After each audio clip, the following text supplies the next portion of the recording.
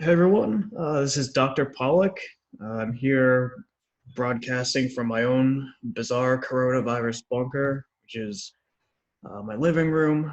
So probably no more or less bizarre than usual, though there are people outside doing work on the road. So if you hear any sounds of equipment or people shouting, that'd be why. Anyway, hope everyone is doing well. I hope you're all right in a good state mentally and physically. Hope you're all acting responsibly and maintaining your social distancing norms, given the current circumstances. So, at least from what the data looks like coming in the last few days, perhaps we're reaching the peak of the outbreak either this week or next week. So maybe we'll begin to have a lot of this in the rearview mirror by the time we end our semester here. So today, just a preview of what we're going to talk about. I want to talk a little bit, as you can see, about this article I signed as a QQC for last week. We're going to talk about a few more things that either you guys brought up in your QQC responses or just things that I've been seeing pertaining to elections and campaigns in the news. I think all of which deals with the coronavirus, that being the dominant story at the moment. There's actually a lot to talk about there in terms of campaigns and elections and how they're being affected. We'll talk after we get through the news about our chapter for this week, chapter 5 in the book, Social Forces and Voting. So we'll get into some notes, and I'll be, once we get to that point, referring to the book chapter a lot as well. So I've got that open here to go back and forth to. Following that, I'm just going to probably briefly, not spend too much time, but briefly introduce our reading for next week, which is going to be this. We're going to talk a little bit about negativity and how campaigns work when they go negative and what the effects may be, but I'll talk more about this toward the end of the class here. This will be the next thing we read for next week, just to sort of break up the pattern here rather than do another book chapter.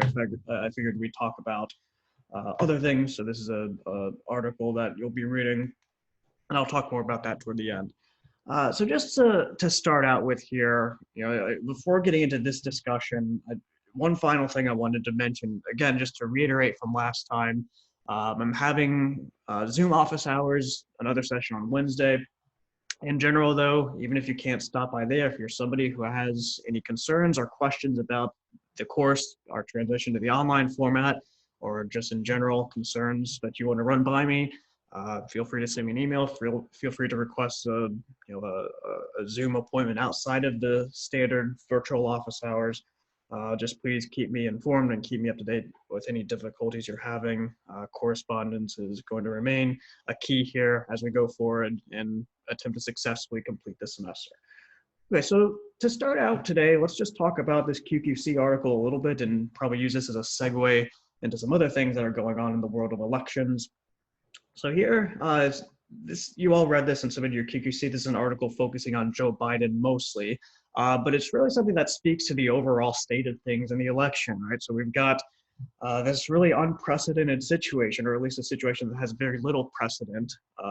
The article talked a little about 1918, which is slightly different in terms of what was going on then. In terms of contemporary modern politics, this is really something that we don't have any experience with. We're in an election year, and we have this massive interruption based on the viral outbreak here. And so this article does, I think, a good job of just summarizing all the different ways in which things are being shaken up here. In terms of campaigning, obviously we're moving from a situation in which Joe Biden and Donald Trump both are people who had a pretty strong physical presence on the campaign trail in terms of wanting to go around and meet voters, try to, especially in Trump's case, holding these large events, these rallies that happened pretty regularly in 2016 for him. At the end of that race, he was doing sometimes multiple rallies a day to where thousands of people would be brought into a location and he'd give a speech and a talk and all this. And that sort of thing, unless we have a major turnaround, and hopefully we do, hopefully we get to the point where eventually it's in the fall and we don't have to worry too much about the social distancing. But as it stands now, there's a good possibility that these sort of physical campaign activities may not be available, right? So one other thing we'll talk about here, and some of you mentioned this in your QQC, is the upcoming conventions for the Republicans and the Democrats. Again, these big physical events that are being called into question as far as whether they'll be feasible. Beyond that, fundraising, I have an article later on fundraising about how that's potentially being affected. Some of you wrote about this in your QQC.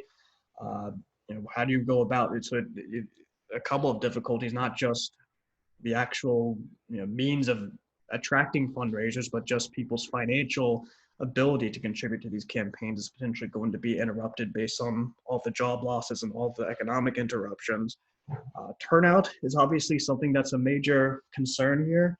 The presence of a virus we have a lot of community transmission between people now, and obviously that's something that could potentially depress people's willingness to show up, especially those who are thinking about voting physically at a polling place. That's potentially bringing a lot of people into that sort of central location is potentially going to pose risk of the disease spreading if it's still in this sort of if we get to the election date and it's still a concern, that's potentially going to depress turnout. And then finally, just the vote choice. That's something that Donald Trump and Joe Biden are probably both trying to do to some extent here is, to the extent possible, make it so that voters are interpreting their behavior and their actions during this period in a positive way, because this is quite clearly going to be a major issue when we get into the election. Obviously for Donald Trump, the person actually handling it, and then for Joe Biden, trying to convince people that he would be qualified to handle something like this, and perhaps he would have done a better job. That would be the case that Joe Biden's trying to make. So you've got all these things that are basically being thrown up in the air as far as the coronavirus goes, and this I thought was a good article to summarize that. In terms of other things I've been reading, and some of you guys in your QQCs wrote about these topics that I'm going to bring up here.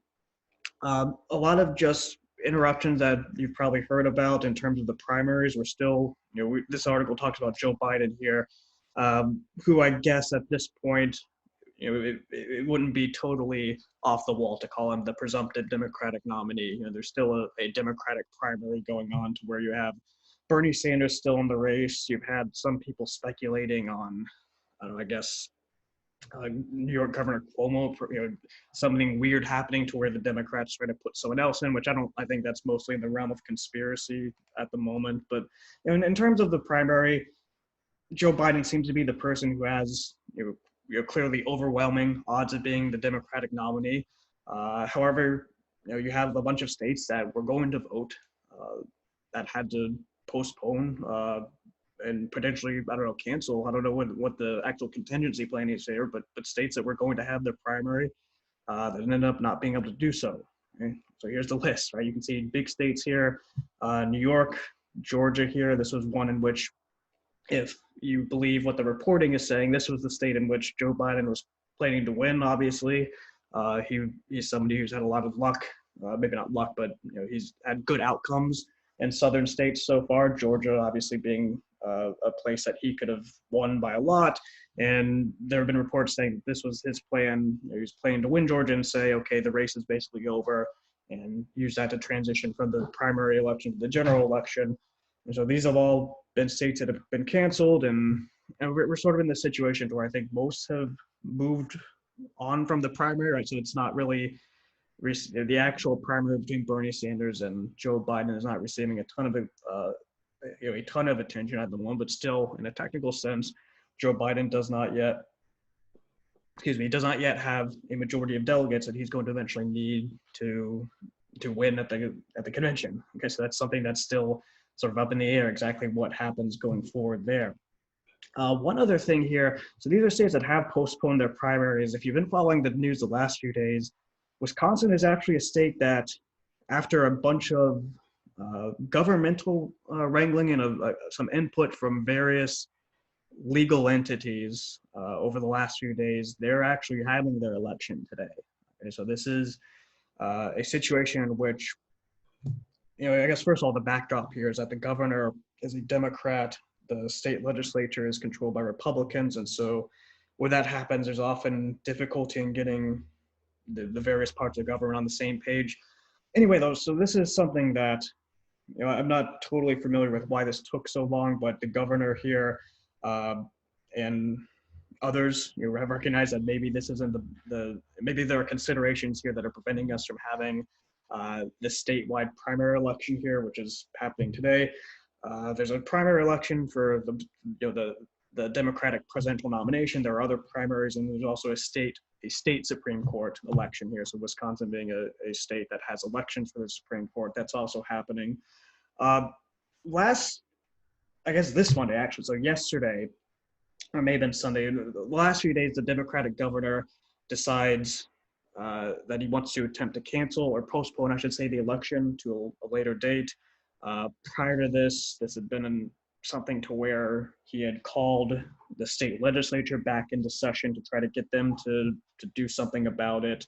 He had a plan that involved things like implementing vote by mail and postponing slightly. So things that he tried to get the state legislature on board, which he wasn't able to do so. And so the two parts of government here were not able to come to an agreement. The governor over the last few days attempted to postpone the election unilaterally. Okay, so this is something where we're getting into legal questions as far as whether the governor of a state, and this probably varies state by state, whether the governor of a state actually has the legal authority to postpone an election, which is a big deal, right? It's something that, for all of us, it probably makes sense at this point in time, why an election might need to be postponed in light of a viral outbreak, but it's something to where our system is premised on having regular, consistent elections at preset intervals. So actually canceling an election is not usually something we would view as a legitimate use of power by a state governor, a unilateral use of power, but it's something that in this case, there's obvious reason, right? But in terms of the legality of this first goes to the Wisconsin Supreme Court, so the state level courts here. They overruled the governor's choice, right? So the Wisconsin State Supreme Court basically said the governor does not have this power. Okay, the governor does not have the power to postpone an election unilaterally. So that happens.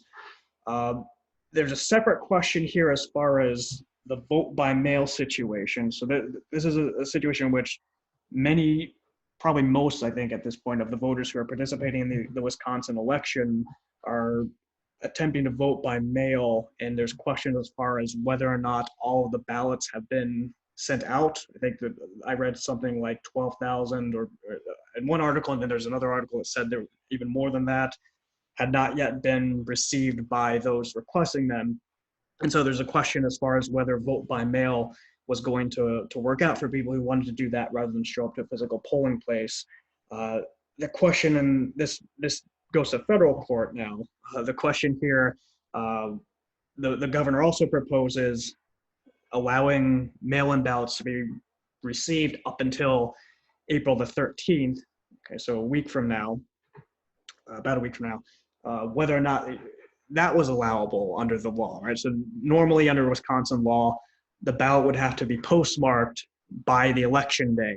Okay, it could be received after the election day as long as it was sent on election day or before election day. This goes to federal courts to where a district court judge, so if you're familiar, you should be, if you're familiar with the way the courts work, the district court, that's sort of the lowest rung of the federal court system.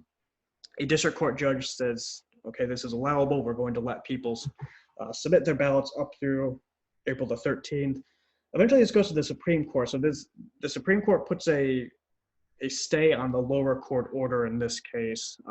It's a 5-4 ruling along partisan lines where the Republican appointed judges on the court say that this is sort of adjusting things and changing the way the elections are working too close to the election, which isn't allowable. Whereas the Democrats said, we should probably allow this. So that it's ultimately what happens. If you wanted to read more about it, you can, here I have this article open on the topic. It's interesting just the way things have progressed over the last few days. Ultimately, the sum of all this legal fighting is just that the election's happening today. So if you've seen, I don't have a video handy, but I was watching earlier videos on Twitter about, showing the polling places, which there are relatively few compared to what there should be, but people seem to be lining up in these long lines where everyone's 6 feet behind the other person. So maybe there's at least some effective social distancing going on there, but still there's questions as far as whether or not everyone who wants to vote is going to be able to vote. And this is just one example here. You have again, in this article, the 15 states that did manage to postpone their election, and then Wisconsin, a little bit dysfunctional for whatever reason in, first of all, the decision to postpone, and then second of all, making accommodations here to deal with the fact that the election is going on. So anyway, this is, there are delegates at stake here. Biden, from what I understand, is expected to win by a lot here, and so shore up even more so his delegate lead. And then, like I said, there's a Wisconsin State Supreme Court seat also up for election, which is received some national attention after mostly Donald Trump jumped in and he's thrown his support behind one particular candidate. So there are a few elections being decided here at the state level in Wisconsin. Beyond that, and getting back to your QQCs, some of you mentioned the conventions. You're interested in what was going to happen there. So eventually, Joe Biden, assuming we eventually get to the point to where he does have a majority of delegates, given those that are left to be allocated. If he doesn't get to that majority, I guess that's a separate question as far as what's going to happen. But in terms of the actual convention, this is just a tweet I saw earlier from ABC News. I guess an excerpt from a Sunday interview that Joe Biden gave, to where he's discussing here with, it looks like, George Stephanopoulos, the potential effect on the convention here, right? So this is, we talked about this in class, the Democratic National Convention, that would be the formal nomination venue for the Democrats, right? They're going to have this convention, and in a normal circumstance, what would happen is you'd have a vote where we would know beforehand that Joe Biden won. That's probably what would have happened in normal circumstances, and then you'd have everyone giving their speeches. And at the end, you have a big speech by Joe Biden, the party's nominee, where it's essentially a coronation. He's our standard bearer.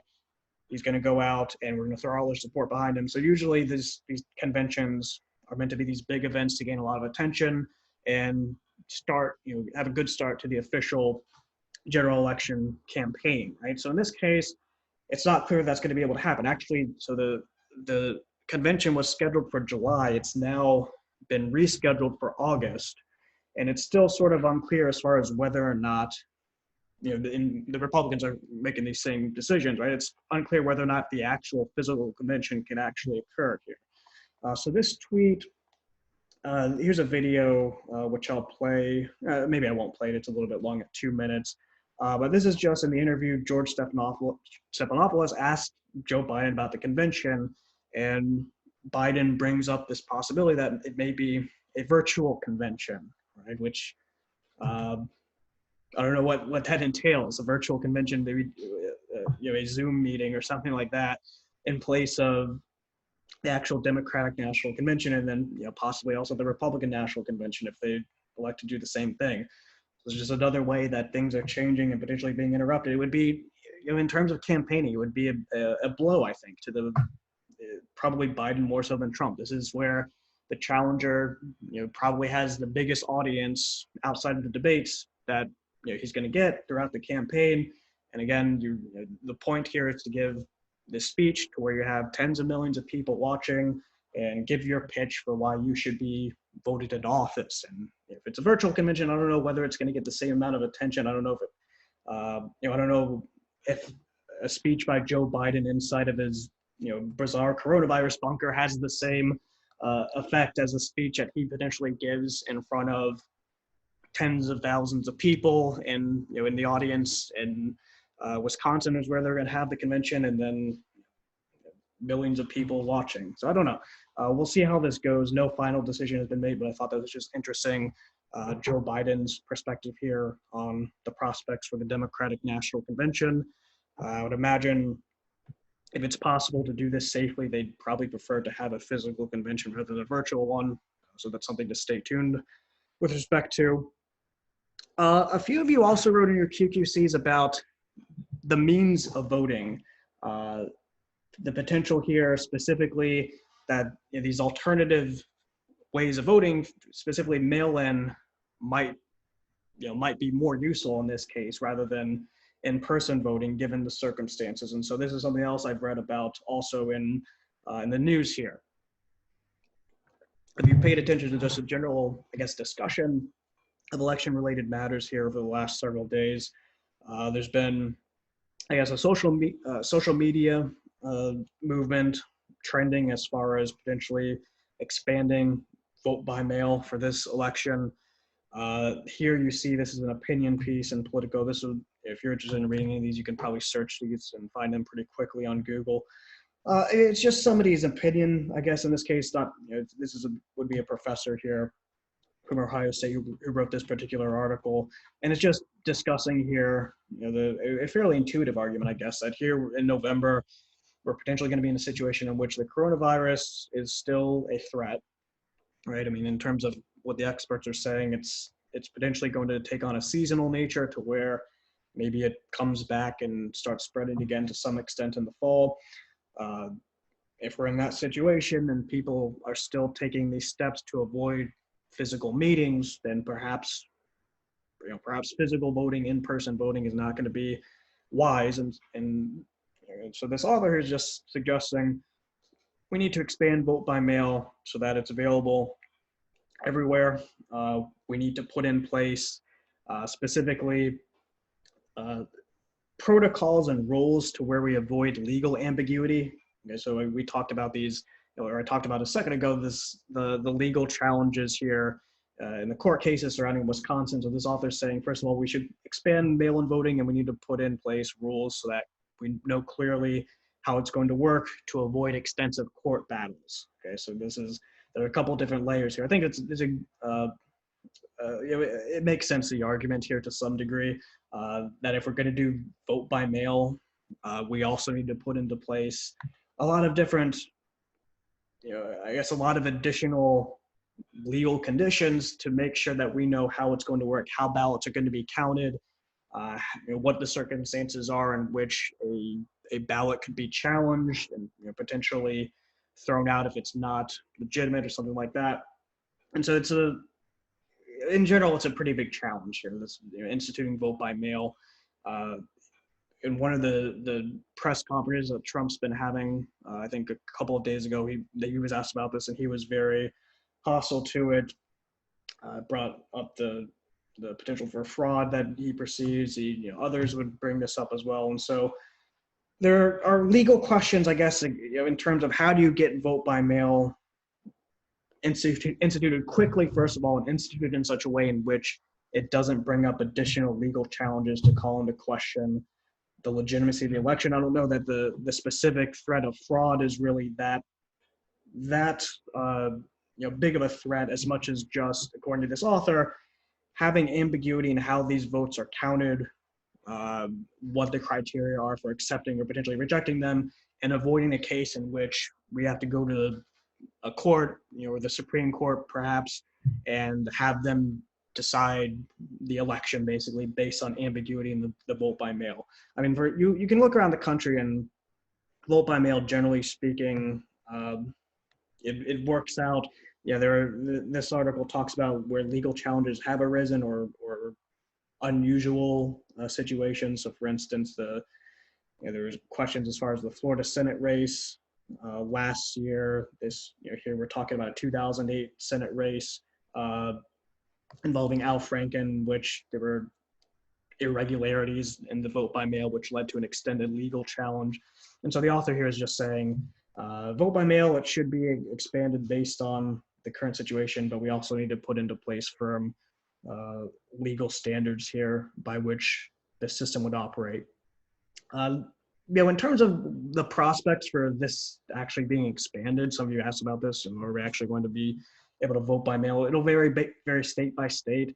Again, I would note here that the states themselves are responsible for determining the means of voting. Okay, there's not really a standard here by which the federal government, at least as far as what they've done so far in election administration, there's not really a precedent here for the federal government stepping in and saying everyone has to be able to vote by this means. Okay, so I don't know that this is something that would be instituted at a federal level. It would have to be the states. If you're a state that does not at the moment have vote by mail available to everyone, you would have to pass legislation at the state level to try to institute this system. In terms of whether or not that's likely, I'm sort of pessimistic here. This sort of major change to voting laws would be something that's usually contentious, usually not something that's going to be passed extremely quickly. And if Trump's response at his press conference a few days ago is an indication, it's not necessarily something that has bipartisan support at the moment, right? There still seems to be there would potentially be some Republican resistance to vote by mail, but it's an interesting discussion. It's definitely something that the means of voting in the context of a viral outbreak. It's something that a lot of people are discussing. And then finally here, last news article I wanted to talk about, this is, some of you in your QQCs talked about fundraising, and this is something that we've talked about in the class, the role of money in campaigning. Here, I think this is also something that this particular article talking about campaign fundraising in Congress, is something that connects also to readings and discussions we've had at a prior point in this class. Specifically, I was thinking about the Bono and Can article discussing the role of fundraising in terms of challengers versus incumbents, and the relevance here of this article to that discussion. So this is talking about how these campaigns in Congress, they seem to be under the assumption, and I think it's a pretty reasonable assumption, that fundraising is going to be more difficult in this electoral cycle than in prior ones. I think I mentioned this earlier in the discussion here, that first of all, you've got just how is it going to occur, to the extent that fundraising involves going out and talking to people in a physical manner that may be impeded, and also the economic component. Do people actually have money, and are they willing to part with their money to contribute it to a political campaign? So you have both of these situations at work. In this case, this is an article talking about just how these congressional races are potentially going to be affected. In this case, they're showing,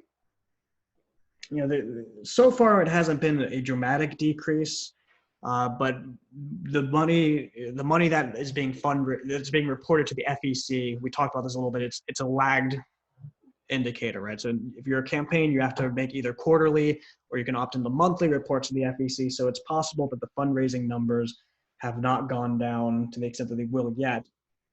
I think in terms of the way this is being discussed in this article, the interesting component is that this article is speculating, and I think it's a reasonable speculation again, that the fundraising downturn, assuming there is one, is that it's going to be affecting the challengers more so than the incumbents. Okay, so if you remember back to our Bono and Can article, we talked about how money tends to be a lot more important for challengers as opposed to incumbents, at least in terms of how competitive a race is, where there's a challenger against an incumbent. Okay, the challenger has to overcome incumbency advantage, has to get his or her name out to the electorate and advance the election, convince the people to vote for me rather than the incumbent. So money tends to be a lot more important for challengers. And this article is speculating that challengers are probably going to be most affected by any downturn. So if you're an incumbent, you have some you have some established avenues of fundraising to where you can probably go and contact by mail or remotely your established fundraising base, and these people may still be willing to support you. If you're a challenger and you don't have this established base of contributors, it's going to be potentially more difficult to get that going in the context of the viral outbreak as opposed to a normal campaign. And so the sum of this is just that the article is speculating here that incumbent advantage may be even more of an effect here in this election in 2020 than it was in previous elections, based on the challenge, the difficulties, maybe a better way to put it, the difficulty that challengers will face in fundraising. And if that's the case, if it is the case that challengers are less able to raise money than in previous elections, our Bono and Can article would lead us to say that, these will probably be less competitive races in the House than they otherwise might be with normal levels of fundraising for challengers. Okay, in terms of the Senate, I would say, so this article is sort of grouping these two chambers together, the House and the Senate. In the Senate here, I might be more skeptical to this argument. So I don't know. I mean, so there are very few Senate races that matter as compared, to House races. Okay, so I would, at the moment, probably expect the Senate challengers and the races that are really competitive and which matter probably to still be fairly well funded. So I don't know if this is going to be as much of an issue in the Senate races as compared to the House races. But I think the argument in terms of all these House races that are going on is probably pretty plausible. And so this is just one other way, the fundraising dynamic in which the virus is eventually going to affect the election. Right. So I've spent, I guess, a lot of time at this point discussing the viral outbreak and the COVID-19 situation as it pertains to our elections. It's an interesting discussion. It's certainly, as I mentioned before, dominating the news. And unless something pretty dramatic happens between now and November, it's something that is probably going to have an effect on our elections, even if we aren't certain yet what that effect might be. Right? And so this is, we'll pay attention to this. The next time I talk to you, we can probably get a sense of how these Wisconsin races went. Maybe more interesting than the outcome of the races themselves, just how the voting went. Were there a lot of people who weren't able to vote who wanted to? Were there breakdowns at the polling places? Were they able to function the way we would hope? This will be something to look at here going forward. But I think I'll leave it for now at that as far as the current events discussion. Let's get into now a talk about the chapter and social forces and how they relate to voting. Okay, so this is going to be a discussion here that has a historical component. Toward the end, we're going to talk about the contemporary component as well. How do social forces vote, or how did they vote in the 2016 election, the most recent presidential election, for which we'll have data to talk about. First of all, by social groups here, there are a number of different ways that we could sort or classify members in the population into different social groups. In this case, the ones we're probably going to be most interested in our discussion would be race or ethnicity. We'll talk a little bit about class, gender, religion, and then region.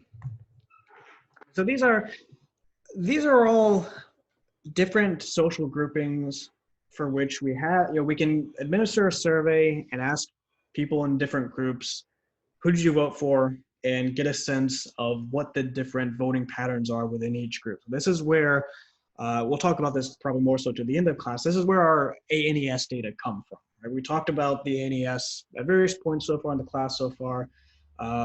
The ANES, a lot of the reason justifying it, this is a government-funded, an NSF, National Science Foundation funded study, and a lot of the reason why the National Science Foundation chooses to fund the ANES every election year is just to get a sense of this sort of question, right? How do the different social groups in a pretty heterogeneous society like the United States, how do these different social groups break down in terms of for whom they're voting? Okay, so this is where we're going to bring in a lot of ANES data later on. If you read the chapter, which hopefully you did already, or if you're just familiar with, I guess, historical patterns and social trends in voting over time, a lot of the discussion hinges on what we would call the New Deal coalition. So if we're interested in the time frame of the 20th century onward, this is where a lot of this is a good place to start as far as different social groupings. So this, as the term implies, first of all, New Deal coalition. We're thinking 1930s, 40s as our origin here, in which this coalition starts emerging. And of course, we're talking about Franklin Roosevelt as the candidate and then president who brings this coalition together. The reason this is significant here, this time frame and this coalition formed around this era, is just that it represents probably the most cohesive combination of different social groups, disparate social groups, into one voting bloc that we can point to over the 20th century. Okay, so it's something that this sort of coalition does not exist right now. Right, we can't really point to a specific coalition of voters that bring together these disparate social groups and lead to long-term electoral success the way that the New Deal coalition has. Right, so if you were probably most of you weren't following the discussion about electoral politics following the 2008 election, but there was a discussion then, are we seeing a new Democratic coalition form? in terms of how that's worked out so far, not really, right? In terms of at least long-term electoral success, the same way the New Deal coalition led to. There was speculation following 2008. Is this is Obama's victory and his seemingly bringing together of all these disparate social groups into a major electoral victory? Is that a sign of things to come in future elections, going years or decades down the road? And so far, no one's been able to bring together what we might call the Obama coalition into this long-term electoral success. The New Deal coalition, however, it's something that, as I mentioned, and as you would again imply from the terminology, it emerges out of the New Depression, and it leads to a rather long and consistent series of Democratic victories until we get to the middle part, to the late part of the 20th century, in which case the various parts of the social the social groups begin to maybe de-align a little bit, and eventually this coalition erodes, right? So it's a grouping of voters that frames the discussion quite well here in the historical context, right? So I want to just first of all begin by outlining the various groups that we would throw under this coalition, and then we'll have a discussion, and I'll refer back to the book at various points in time about how this progresses and eventually how this coalition sort of breaks down a little bit, right? And what we'll conclude here is just getting to the contemporary era and pointing to what sort of social groups are still aligned pretty clearly with specific parties, and how does that compare to this past era we're talking about. So just to begin here, when we say New Deal coalition, a lot of, another way it's been expressed as a coalition of minorities here. Minorities not just in terms of race or ethnicity, like we might say, but minorities in terms of various different identities and social groupings here. So we're talking, for instance, I'm just going to start listing out the various social groupings we would put under this heading of New Deal coalition. African Americans, a major group. And I'm going to have various things to say about each of these social groups going forward. A more detailed discussion of each here, but I'm just going to list them out here to start and leave some space for potential notes. African Americans, white Southerners,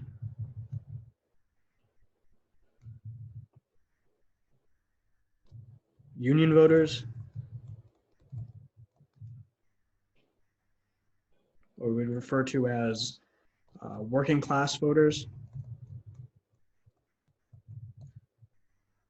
And by working class, we mean those who are working usually in manual trades, okay, salary, blue-collared workers as opposed to white-collared workers. And then finally, those who are, in general, we would say non-Protestant religious, okay, so religious minorities, but we can probably be more specific here. Catholics are a group we would specifically associate with this Democratic coalition emerging out of the New Deal. Though we could also point to Jews and other non-Christian minorities. Typically, they have aligned with the Democratic Party as well. Okay, so here, what I wanted to talk about, these are the groups that we would probably. There are different ways I guess you could do this classification, but this is a common set of groups you would see associated with the New Deal coalition. I want to talk a little bit about the history of each of these groups, and specifically, how they come to be aligned with the New Deal coalition and FDR, and eventually how some of them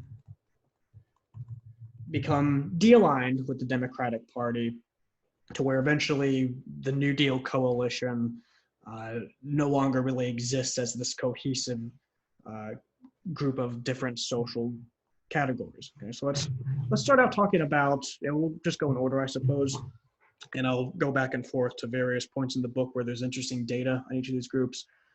In terms of African Americans, so this is obviously a social group that has clear points in, clear different eras in their voting history. In the very early history of the country up until the Civil War, they were for the most part completely disenfranchised. We get to the Reconstruction era, in which in the South, this is post 15th Amendment, so at least on the books, they're supposed to be granted, African Americans are meant to be granted equal voting rights. In the South during the Reconstruction period, for the most part, that's enforced by the federal government.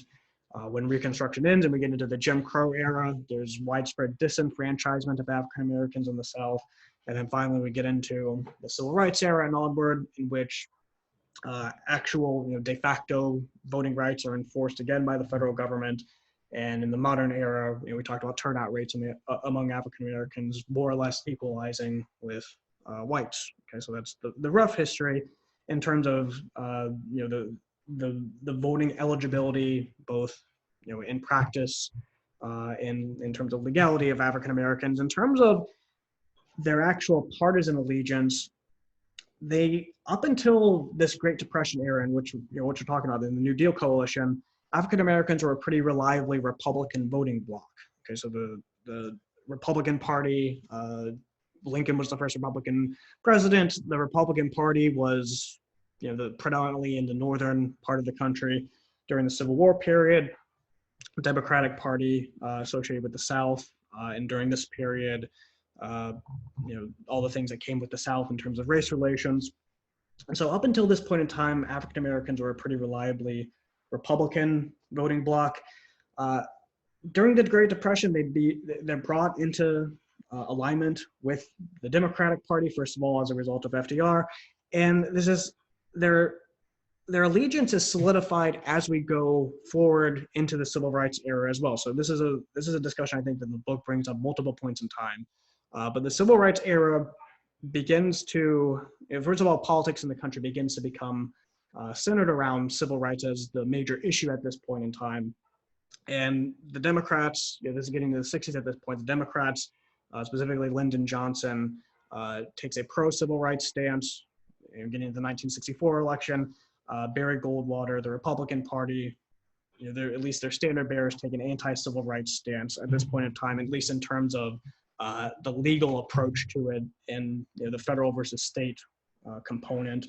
And so the Great Depression brings African Americans into the Democratic fold, Democratic uppercase D, the Democratic Party fold, and then the Civil Rights era sort of solidifies them under the Democratic Party in terms of where their allegiance lies in politics. So one thing I'd point out here just to illustrate this, we can bring up our book here. Again, interesting data in terms of each of these social groups we'll talk about. And this would be going to 148 if you're following along in your own book. So this is showing you the percentage of African American voters who are voting for the Democratic Party nominee for president in each of these election years, as opposed to the Republican nominee. So the percentage voting for Democrat, the solid line being black voters, the dashed line being white voters. And you see, we start out here, with some gap in the voting patterns between blacks and whites. When we get into, further on down the line in terms of the middle 20th century, later 20th century into the 21st century, you see this is a major gap in terms of voting patterns between social groups.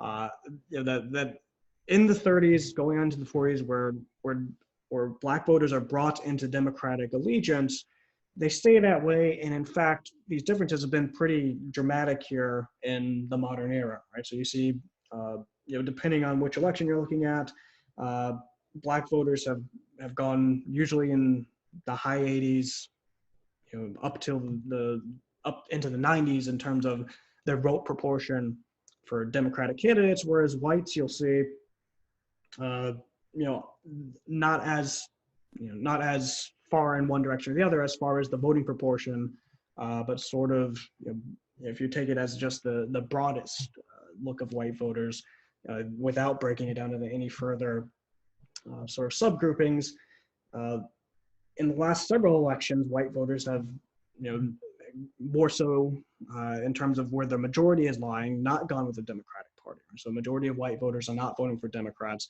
So in terms of differences we're pointing out here in terms of these different social groups, this is probably the most major difference, racial voting patterns. Right? There are major differences in terms of how whites and blacks vote, at least at this broad level. The book does break things down into further layers of discussion, which makes sense, but just in terms of, in terms of this discussion here, there are major differences between black voters and white voters in the party that they're voting for. In terms of the discussion of the historical progression of party allegiance and these social groups, I mentioned this, African-American voters have remained very, very loyal to the Democratic Party in terms of their voting decisions. You can look at every election up until 2016, dating back to 1944, and a majority of black voters have voted for the Democratic Party. So the point here is just that this is one of the social groups that has sort of remained within this Democratic coalition. So we're going and walking through the New Deal coalition and talking about how these various groups have shaped out over history. African Americans, along with maybe Union voters, are the two groups that have actually remained with the Democratic Party to the same extent, or sometimes a greater extent, as they would have in this historical period in the early 20th century. White Southerners, moving on down our list a little bit. So this is, the action in the South, the way things have changed, going back to this, the civil rights era. There are clear parallels with the trajectory of the African American vote. Right? These are things that the civil rights era has a dramatic effect on both black voters and voters in the South for the same reasons, but sort of in opposite directions. In terms of the civil rights era, up until this point, white Southerners had been very strongly Democratic. Right? So they're part of this New Deal coalition. Franklin Roosevelt is very popular among white Southerners. The Democratic Party in general, even prior to this, had been the party of the South. Okay, so this is, if you look at the Civil War era, the Democratic Republicans at that point in time, that's what the party was called for going forward. Just they transitioned to just a Democrat name. This had been the party that was dominant in the South all the way up through the 1964 election. Okay, the 1964 election, I mentioned this again. This is Lyndon Johnson versus Barry Goldwater. The major issue here that's realigning white Southerners is, again, civil rights. So specifically, the Civil Rights Act of 1964. This is one of the very major civil rights acts in the Johnson administration. It's the one that's making basically discrimination in public accommodations, employment, things like this illegal throughout the country. This is an act that Johnson campaigns on. It's an act which Barry Goldwater was opposed to. I'm not going to get into the full discussion of exactly what the there's more nuance, I guess, to the overall discussion of the Civil Rights Act of 1964, but that's the dynamic, right? The Democratic candidate is in favor of it, the Republican candidate is opposed to it, and this has a major effect on the election. If you look at it, it's a first of all, a blowout for Johnson in 1964. Johnson wins all the states except for the Deep South. Okay, so several Deep South states vote for Goldwater, and in 1964, this pattern that starts in 1964, I should say, it continues onward. Eventually, we get into 1968 to where Nixon, he's running. We talked about the 68 election a little bit. Nixon eventually runs against Humphrey, who is Johnson's VP. Nixon begins what is known as the Southern strategy among Republicans, to where he's intentionally targeting the South, and he manages to rally really most of the Southern states to him at that point in time. And again, beginning in 1964, really solidifying in 1968, Southerners have become a major voting bloc for the Republican Party. So this is one group that again, they're brought into the Democratic Party fold as part of the New Deal coalition, or at least they continue in that fold. They were Democratic before that as well. This is one part of the sort of disillusion of the New Deal coalition, the transition of white Southerners from the Democratic Party to more Republican alignment. Okay, so just going back to the book chapter here a little bit. Again, good data being presented in the chapter at various points. I think table 5.2 should load in a second.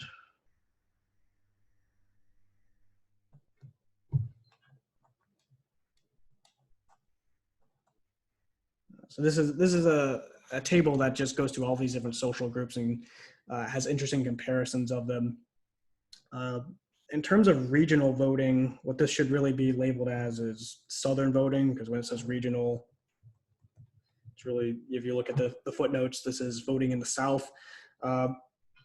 In terms of the way whites in the South are voting, you see the positive number here basically means that Southern whites are more likely to vote for the Democratic candidate in this election than non-Southern whites. A negative number in these cells would indicate that Southern whites are voting more so for the Republican candidate than the Democratic candidate compared to non-Southern whites. Okay, so positive numbers basically mean Southern whites are favoring the Democratic candidate compared to non-Southern whites. Just the opposite were negative. Negative numbers mean Southern whites are favoring the are not favoring the Democratic candidate relative to non-Southern whites. And the pattern here is pretty clear. Okay, you've got large positive numbers to moderate positive numbers up until the 1964 election. If you were to extend this further to the left, in other words, if we were to go to elections prior to 1944, we would see the same pattern here, to where the South is by and large pretty heavily favoring the Democratic candidate. Going forward, though, I mentioned 1964 being the major impetus here for the change in alignment among Southern whites from the Democrats to the Republicans. You see negative numbers here in every election except for these few in the late 70s, early 80s. Okay, so to where if you look at modern politics, I don't know why 2016 here is cut off, maybe just an artifact of my electronic copy. But if you look at, for instance, the 2012 election, this would be, I don't know why these are weird, but the 2008 election, 2004 election, you see very large negative numbers here, indicating that those in the South are very likely to vote Republican rather than Democrat, white Southerners. So anyway, this has become, in terms of transitioning from the New Deal coalition to contemporary politics, white Southerners have become, rather than a Democratic stronghold, they've become really the most reliable constituency for the Republican Party. Right? So again, here, this is a group that was once part of the Democratic coalition, which is more or less de-aligned with the Democratic Party. Union voters, just moving along, I mentioned the way they shake out here a little bit earlier. So union voters, I would say, in terms of what's remaining of this Democratic coalition formed in the 30s and the early 20th century, union voters are still pretty reliably Democratic. The thing of it here in this case is that union households are becoming a lot less frequent. Right? There are a lot less, in other words, union voters nowadays than there would have been during the formation of this coalition in the 1930s and early to mid 20th century. Okay, so here we can just briefly go back to our chart, get rid of some of this.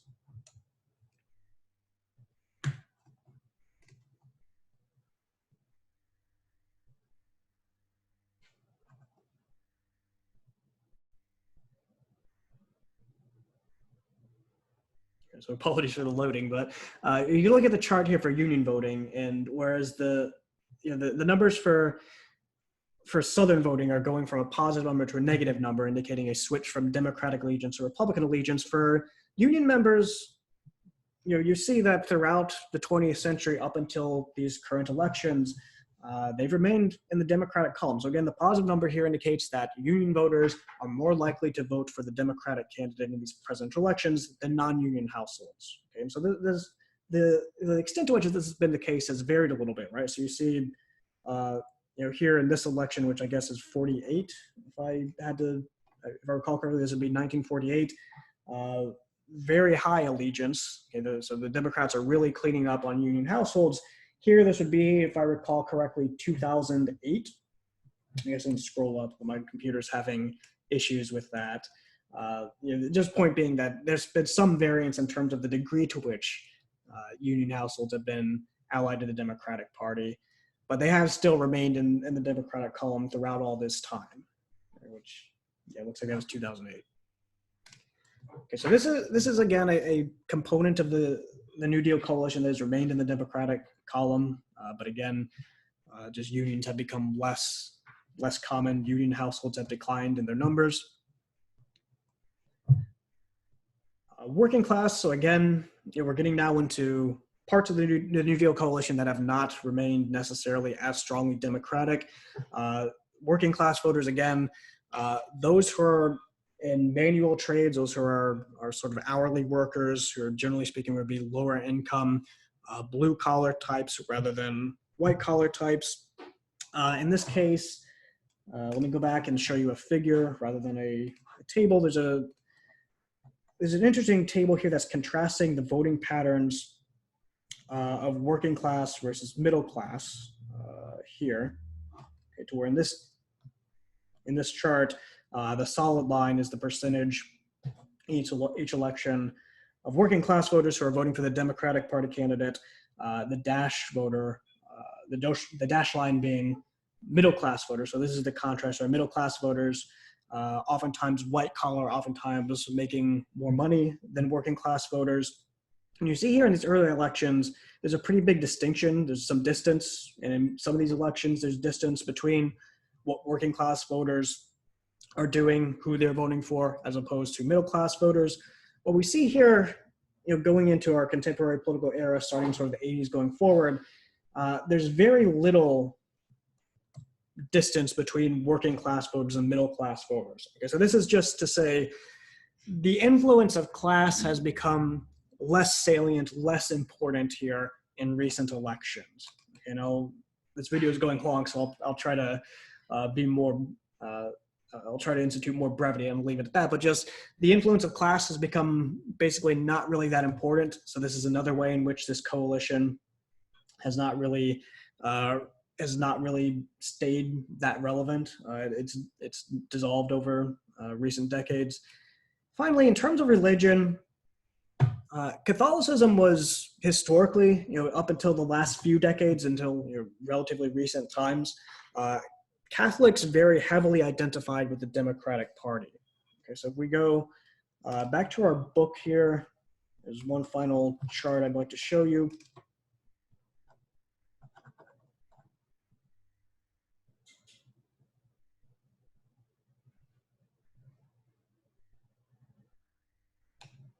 And I wish I had the electronic copy in PDF, but I have it on this Redshelf platform, which is pretty slow and clunky, so I apologize for the delays.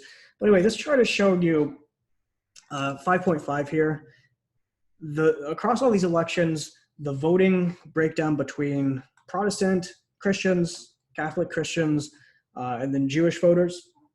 And so here are a couple of different things are worth noting. First of all, I haven't talked too much about Jewish voters yet, but this is another group that's still pretty heavily loyal to the Democratic Party.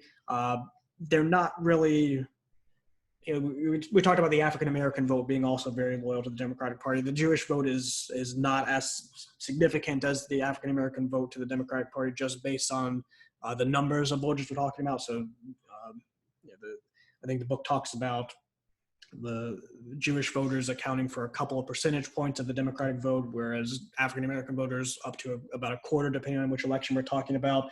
So there are relatively few Jewish voters in the electorate, but those that do exist, which sometimes they're concentrated in important states, and sometimes it's not a trivial voting block, but just in terms of the number of Jewish voters, it's a lot less than some of these other groups we're talking about. Catholics and Protestants, on the other hand, are a very large block of voters. So in the United States, Protestants, more than Catholics, there are more Protestants than Catholics, but Catholics historically have been a very large voting block as well. Roughly speaking, about a third of voters at any given election we might predict would be Catholics. And like I said, historically speaking, Catholics were very reliably Democratic. This chart is actually not even giving you the full story, so there is some fluctuation in the Catholic vote depending on which election we're talking about. Clearly, the 1960 being the height here of the Democratic success with Catholic voters, with JFK, Kennedy, John F. Kennedy being the first Catholic president, and Catholics predictably going for him at a pretty high rate. This chart doesn't give you really the full story. If you were to chart out Democratic identity, identification with the Democratic Party, so the psychological attachment that Catholics had to the Democratic Party, it would be even more consistent than what we're seeing here. one of the major trends in terms of social forces in the vote is that over the last several decades, we've seen a de-alignment of the Catholic Party with the Democratic Party. There are still, so it's not as though the Catholic Party has the same pattern as, for instance, white Southerners, to where they're transitioning from overwhelmingly Democratic to overwhelmingly Republican, but they've gone from a situation in which the Catholic vote was very substantially Democratic to one in which there's rough parity between Republican and Democratic vote in terms of Catholics, right? So it's roughly even split at this point in time. Much of the reason for that is having to do with social issues. So the Catholic Church and the Republican Party have sometimes aligned more so in terms of social issues than the Catholic Church and Democrats. I'm not obviously going to get into the teachings of the Catholic Church, but for instance, abortion is a potential wedge issue that's driving that you can point to driving some of this transition from Catholics being Democratic to Republican. If you're somebody who is anti-abortion, you're probably having a more of a hope in the Republican Party. If you're somebody who is a Democrat, generally speaking, you're not going to be somebody who is, you're generally going to be pro-choice, right? So there's in terms of that social issue, in terms of same-sex marriage, again, the sorting of the different parties into different positions on these social issues has driven some change over time. Though, like I said, it's not an overwhelming advantage at this point for the Republican Party or anything. This line here I just drew, this is roughly speaking, to the extent that it's a straight line, the 50% line. So above this, Catholics are voting a majority Democrat, below it, majority Republican. And in this case, there's about an even split. You see Protestants, on the other hand, a little bit more strongly associated with the Republican Party. But you can break things down in terms of different denominations and different sets of beliefs in the Republican Party. In terms of Protestants, and there would be even more nuance in terms of the Protestant breakdown. One thing here that I would point out is that, and the book talks about this a little bit as well, but I wanted to emphasize it. These days, more so, okay, so when we're talking about the New Deal coalition, we were talking about Catholics versus Protestants. Catholics, generally speaking, would have been part of this coalition. Protestants, not so much. These days, the relevant religious distinction is not necessarily Catholic versus Protestant, but rather church attenders or high religiosity versus low religiosity. So in other words, if you're somebody who, regardless of whether you're Catholic or Protestant, if you're somebody who attends church regularly and you're a very religious person, you're what we would call high in religiosity, you're very likely to be a Republican. If you're somebody who's again, regardless of whether you're a Protestant or a Catholic, if you're somebody who does not attend church regularly, you're not a highly religious person, you're more likely to be a Democrat. Okay, so again, here I'll put this, I'll probably actually just come back to this here in a second, just to wrap up the discussion here. We'll circle around more so to a contemporary discussion. I'll return to that point, but again, it's not so much which denomination you are, but rather who do you how often do you go to church, and how important is religion in your life? That's the primary dimension along which allegiance to the Republican or Democratic Party breaks down. Okay, so the overall discussion here was to first introduce you to these different components of our New Deal coalition, and then more importantly, just to chart the historical progression of these various groups over time. What I wanted to wrap up the video with here is just, and this would be primarily from, and I'll go to this in a second, the first table 5.1 in the book, in terms of the 2016 election. Okay, so the most recent data we have available. And just to emphasize this slightly here, rather than focus strictly on the past. What happened in terms of the 2016 election? And these groups are talking about. And I'll go back to our data here in a second, just so you get a better sense of the actual breakdown. In terms of African Americans in 2016, and this is the historical pattern we talked about, Democrat very heavily, let's maybe be more precise, strongly Democratic.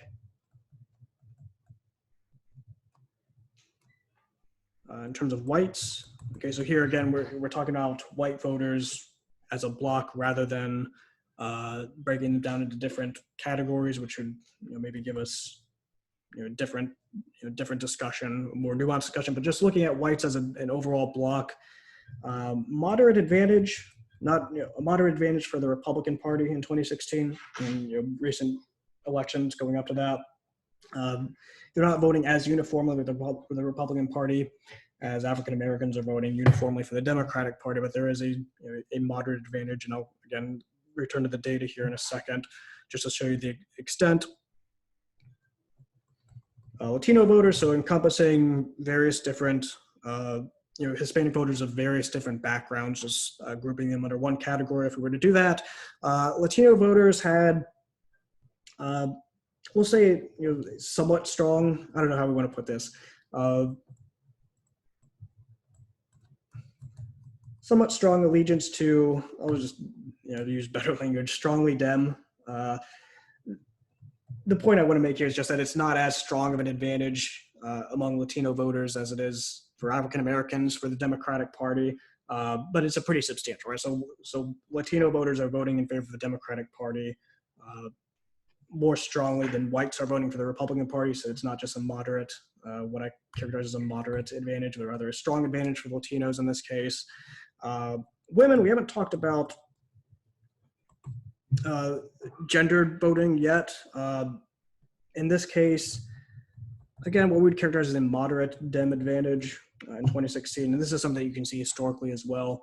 The exact extent of the gender gap varies election to election, but when one exists, it's been for the Democratic Party. So historically speaking, following the 19th Amendment, women, as they're brought into the electoral fold, first of all, it's, just to reiterate from our last discussion, women tend to turn out at a slightly higher rate than men, and there is this advantage to where, in the Democratic Party, where women, again, just as an overall group, not breaking it down by any other classification, women have tended to vote somewhat more so for the Democratic side than the Republican side. And then finally, religion. I mentioned this earlier. The main importance here is not necessarily dealing with which religion you belong to or which denomination you belong to, but rather we can look at church attenders, or those who are high in religiosity.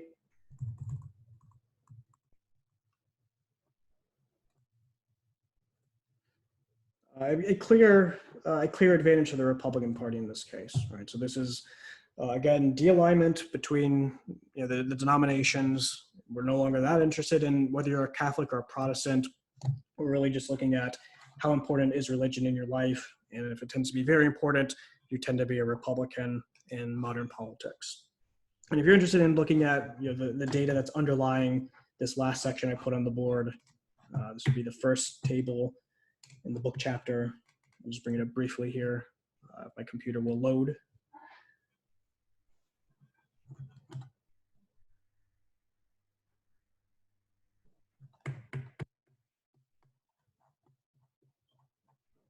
.1. So again, this is ANES data. This is the advantage of having a survey that we ask about what groups you belong to, about who you vote for. We can break things down into these various social groupings.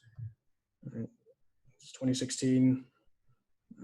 Again, African Americans very strongly voting for Clinton, the Democratic nominee. Whites, a moderate advantage for Trump. Latinos, a fairly strong advantage for Clinton. And I'm not going to go through all these different comparisons, but you can go down here and look at them. So the one thing about this chart, you'll note they basically just look at a lot of these different groupings just by whites only, I guess, to avoid conflating different social groupings with one another. So that's why you sometimes see, if you were to look at women in general, it would be an advantage for Clinton, but in this case, it's looking at white women in this column for female. So it's white women voted for Trump by this margin. If you look at the general distribution of female voters, it would be pro-Clinton. But anyway, you can go through this chart if you want to on your own. There are other things we haven't talked about, such as education, which isn't a huge relationship, but the book talked a little bit about it. Income, again, not an immediately straightforward relationship between income and voting patterns in 2016, though we could point some out if we wanted to. But this video is getting long, so I'm going to cut off the discussion here.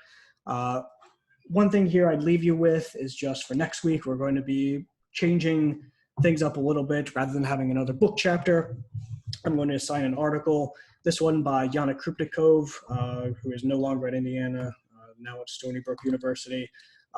This is about negativity and specifically the effect of negative campaigning on turnout. Okay, so this will give you the background when you read through this article. There's a discussion among political scientists about the effect of negativity in campaigning. Okay, so the concern here is just whether or not negativity potentially leads to demobilization of voters. Right? So does exposure to negativity in politics make it less likely that people vote?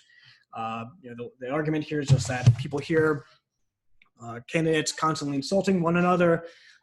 They hear ads all the time on during an election about that are attacking one candidate or one issue position, things like this. Does this overall negativity in modern politics potentially have deleterious effects on the voting system? And so we'll talk about this next time. There will be a QQC on this article due Sunday by midnight, so you've got a few days to do it. Otherwise, final reminder, we'll have our virtual office hours this Wednesday at the normally scheduled time. I will also be available by appointment if you need to make an appointment, or by email if you need to talk by email. Otherwise, again, I hope you guys are staying safe. I hope you're dealing with the social distancing and isolation as well as we can. And I'll talk to you guys next time. See you guys later.